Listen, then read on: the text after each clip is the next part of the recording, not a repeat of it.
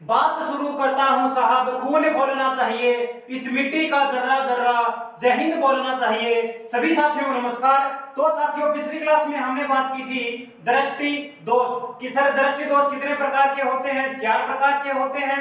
एक तो होता है निकट दृष्टि दोष, दूर दृष्टि दोष, जरा दृष्टि दोष और अबिंदुकता यानी एस्टिग्मेटिज। इसकी हमने चर्चा कर ली थी। आज हम बात करेंगे किसकी सर? उष्मा की। किसकी बात करेंगे भैया? उष्मा। बताओ भाई, उष्मा क्या होती है? उष्मा का आपको क्या पूछा जाता है? उष्मा का आपको मात्रक पूछा जाता है। बताओ भाई, उष्मा का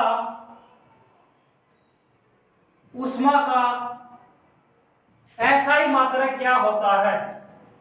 एसआई मात्रक तो याद रखना साथियों, उष्मा का एसआई मात्रक सर जूल होता है। क्या होता है?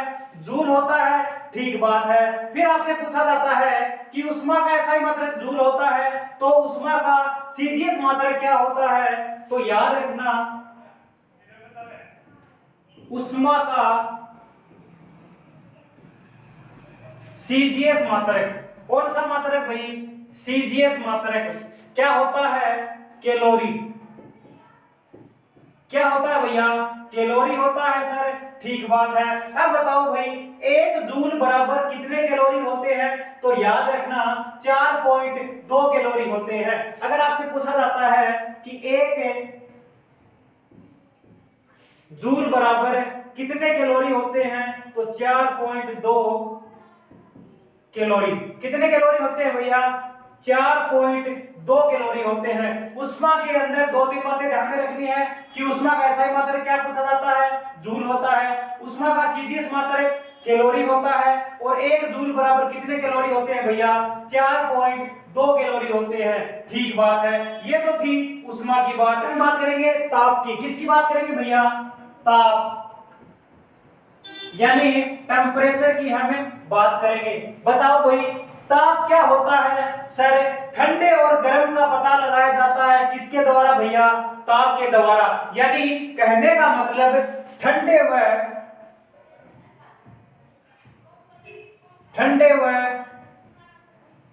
गर्म का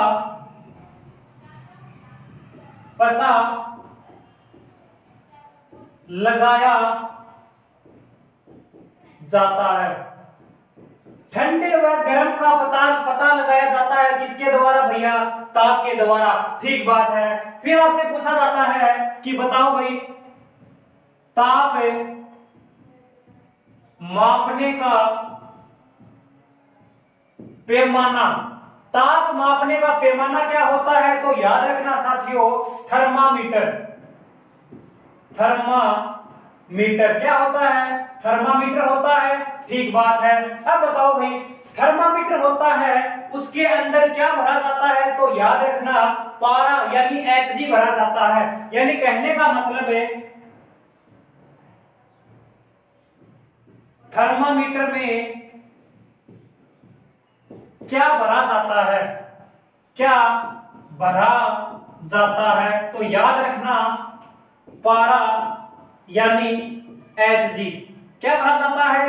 पारा यानी Hg भरा जाता है। सर पारा या Hg और किसमें भरा जाता है? मैंने बताया था पिछले वीडियो में कि पारा या Hg बैरोमीटर में भरा जाता है। सर बैरोमीटर का कार्य क्या होता है? तो वायुमंडलीय दाब मापा जाता है। आपने बताया था कि बैरोमीटर की 2-3 घटनाएं होती हैं। अगर बैरोमीटर का तल एकदम नीचे गिर जाता है तो आंधी तूफान आना, बैरोमीटर का तल ऊपर जाने पर मौसम साफ होना और बैरोमीटर का तल धीरे धीरे गिरने पर वर्षा आना। किसकी घटना है? बैरोमीटर की। ठीक बात है। अब बताओ भाई आगे कि थर्मामीटर में क्या भरा जाता है? पारा Hg भरा जाता है। कि बताओ भाई, ताप का मात्रक क्या होता है? ताप का मात्रक क्या होता है? तो याद रखना केल्विन। क्या होता है भैया? केल्विन होता है। ठीक बात है। अब बताओ भाई, ताप के अन्य मात्रक क्या होते हैं? अन्य मात्रक तो याद रखना सेंटीग्रेड व फ़ारेनहाइट। क्या होते हैं ताप के अन्य मात्रक? सेंटीग्रेड या फ़ारेनहाइट। ठीक बात है। फिर आपसे पूछा जाता है कि थर्मामीटर की खोज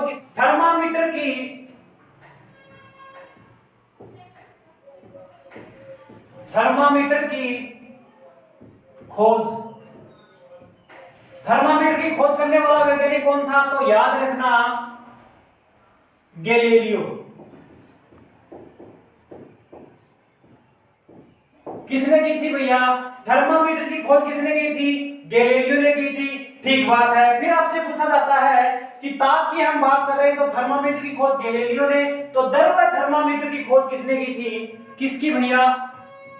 द्रव्य थर्मामीटर की खोज, द्रव्य थर्मामीटर की खोज करने वाला वैज्ञानिक कौन था? तो याद रखना फ़ारेनहाइट।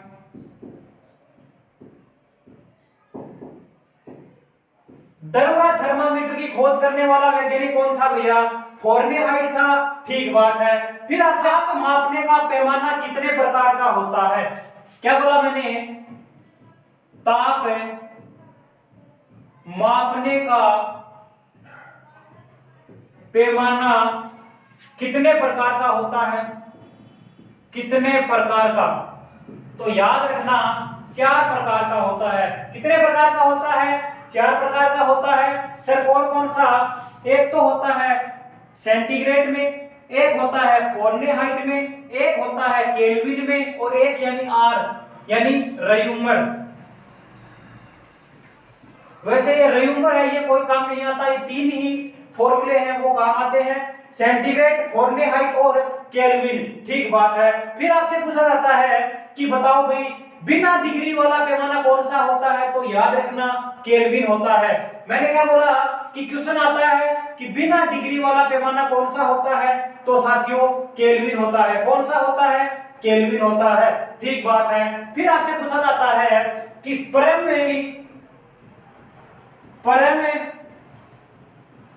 शून्य ताप का मान सेल्सियस में कितना होता है? सेल्सियस में कितना होता है?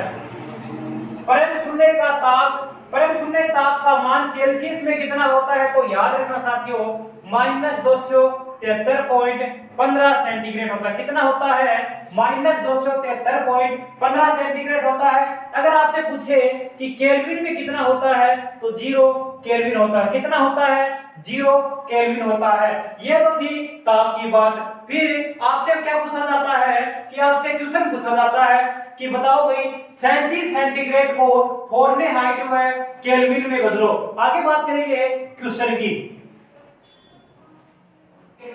यानी 37 सेंटीग्रेड को फ़ारेनहाइट में केल्विन में बदलो।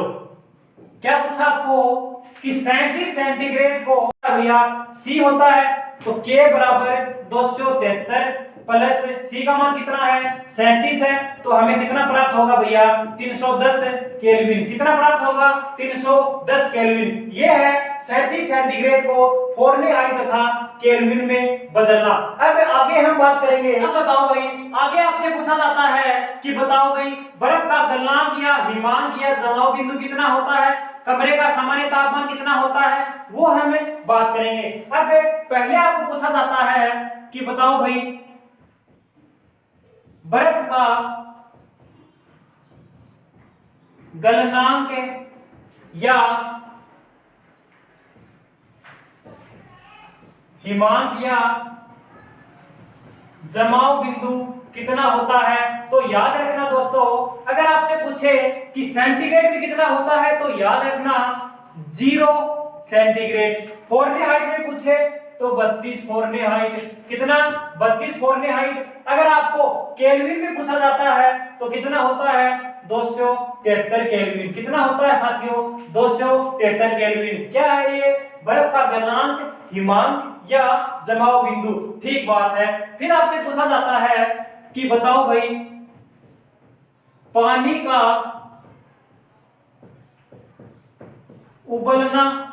का उबलना या कवंथनांक कितना होता है? तो याद रखना साथियों सेंटीग्रेड में तो होता है 100 सेंटीग्रेड। कितना? 100 सेंटीग्रेड। फ़ारेनहाइट में होता है 212 फ़ारेनहाइट, और आपसे केल्विन में पूछा जाता है तो 373 केल्विन। कितना होता है? 373 केल्विन। ठीक बात है। फिर आपसे पूछा जाता है कि बताओ भाई कमरे का सामान्य तापमान, कमरे का सामान्य तापमान कितना होता है? तो बताओ भाई, कमरे का सामान्य तापमान सेंटीग्रेड में तो होता है 27 सेंटीग्रेड, और केल्विन में होता है 80.6 फ़ारेनहाइट, और केल्विन में होता है 300 केल्विन। कितना केल्विन भैया? 300 केल्विन। ठीक बात है। मैंने बताया कि कमरे का सामान्य तापमान कितना होता है सर? 27 सेंटीग्रेड होता है, 80.6 फ़ारेनहाइट होता है, और 300 केल्विन होता है। ठीक बात है। फिर आपसे पूछा जाता है कि बताओ भाई मानव शरीर का सामान्य तापमान, मानव शरीर का सामान्य तापमान कितना होता है? तो याद रखना साथियों, अगर आपको पेपर में 36.9 सेंटीग्रेड मिलता है तो फ़ारेनहाइट में करना है आपको 98.4 फ़ारेनहाइट।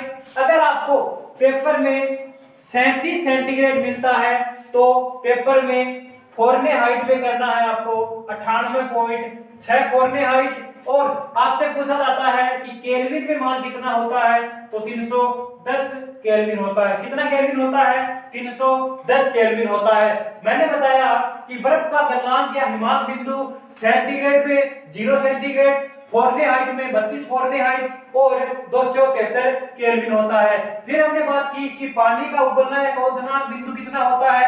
100 सेंटीग्रेड होता है, 212 फ़ारेनहाइट होता है, और 373 केल्विन होता है। फिर हमने बात की कि कमरे का सामान्य तापमान कितना होता है? तो याद रखना साथियों, 27 सेंटीग्रेड होता है, 80.6 फ़ारेनहाइट होता है, और 300 केल्विन होता है। फिर हमने लास्ट में बात की है कि मानव शरीर का सामान्य तापमान कितना होता है?